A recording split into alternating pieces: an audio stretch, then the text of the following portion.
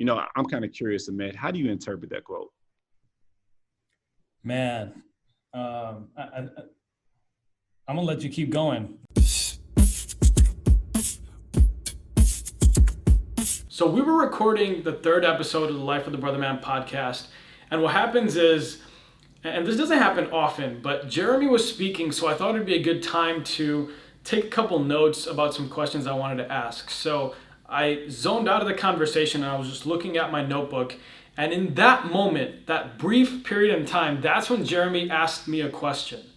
And if you guys have been listening to the podcast, you'll know that Jeremy is not the one that usually asks the questions, which is why I felt comfortable writing a note and kind of not listening for a second. But he did ask me.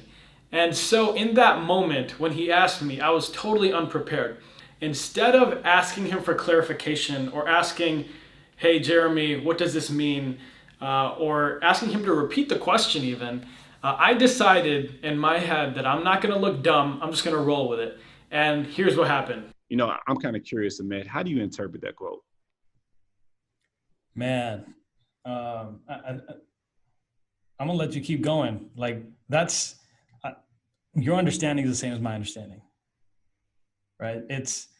For me, it's like understanding that similar to what you said earlier. And it's ironic because later on in the episode, here's another clip of me talking. When people are BSing on these calls, I'm sure you've noticed it too, is like they start adding a lot of extra information that has no place being anywhere. But when people are succinct, when they have, this is our action plan, this is how we're going to attack this is what happened, like there's really no questions, right? It's like, all right, moving on. But then when people start BSing, first off, it wastes everyone's time. You know what I mean? It's just like, if you don't know, if you don't have an answer, just say you don't know, like, I'll get back to you or something like that. And so I'm talking about how some people start to BS on these calls when they're not ready. And I did the same exact thing in the episode. And what I realized is this, that number one, it's a lot easier said than done.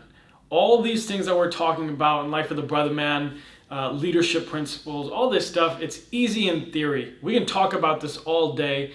We have the talking points. We have all these books. We have all these podcasts even or videos that are shared across the internet. It's really easy to talk the talk, but walking the walk is not so easy, especially when you're put on the spot.